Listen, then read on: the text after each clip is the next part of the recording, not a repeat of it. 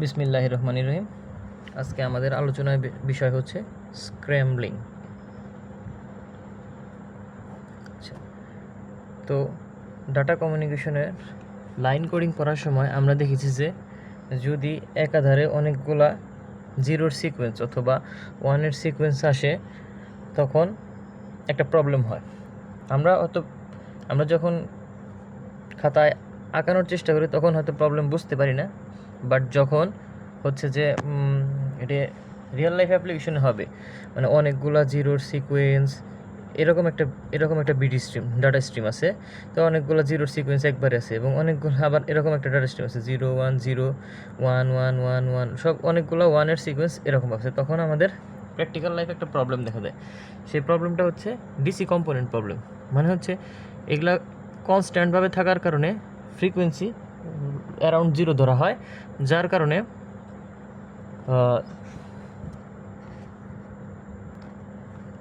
Problem হয়ে থাকে।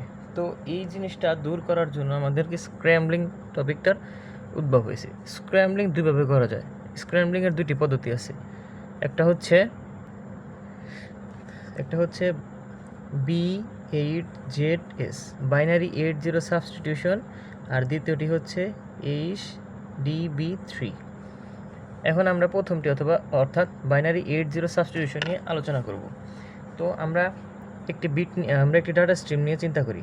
তো ডাটা স্ট্রিম আমরা ধরি, ডাটা স্ট্রিম হবে 1 0 0 0 0 1 0 0 0।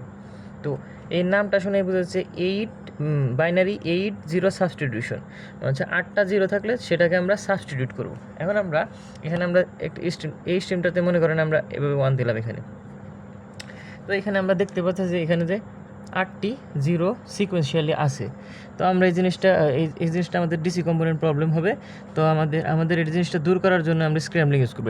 স্ক্র্যাম্বলিংয়ে কোনো ধরনের বিট আমরা নতুন করে অ্যাড করব না, আমরা জাস্ট এই 8টা বিটকে একটা জিনিস দ্বারা সাবস্টিটিউট করে দেব।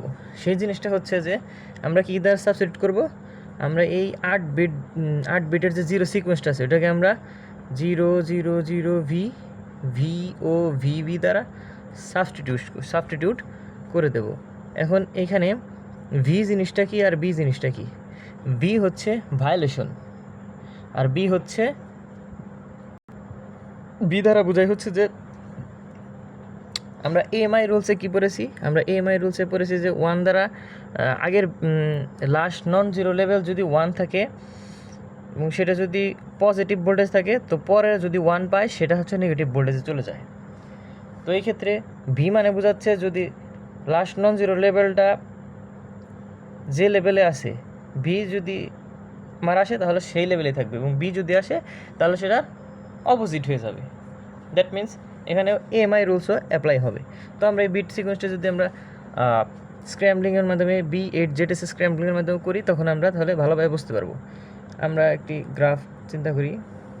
আচ্ছা, তো এটার জন্য আমরা ভাগ করে নিই।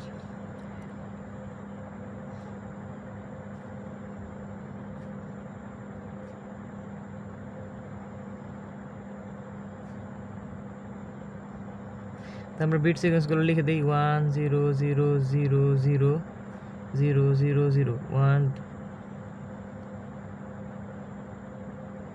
8 এটাই আমাদের সিকোয়েন্সটা আছে।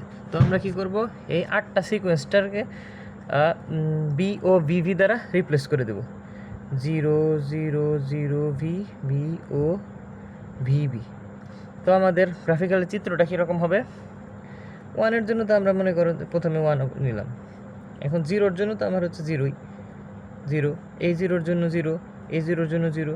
ভি মানে কি বলেছিলাম যে লাস্ট নন জিরো লেভেলের সেম থাকবে। তো ভি মানে হচ্ছে সেম, লাস্ট নন জিরো যা ছিল তাই। বি মানে হচ্ছে যে লাস্ট নন জিরো লেভেলের অপোজিট। ওইখানে 0 মানে আবার 0-তে চলে যাবে, এই যে 0। তারপর আবার ভি মানে হচ্ছে লাস্ট নন জিরো লেভেলের সেম, 0 মানে হচ্ছে আবার 0-তে চলে যাবে। আর এইখানে যেহেতু 1 আলাদাভাবে আছে, তো 1-এর জন্য যেরকমভাবে ছিল ওই রকমই এএমআই রুলস অ্যাপ্লাই হবে। এভাবে হচ্ছে আমরা B8ZS বাইনারি 8 0 সাবস্টিটিউশন করে থাকি।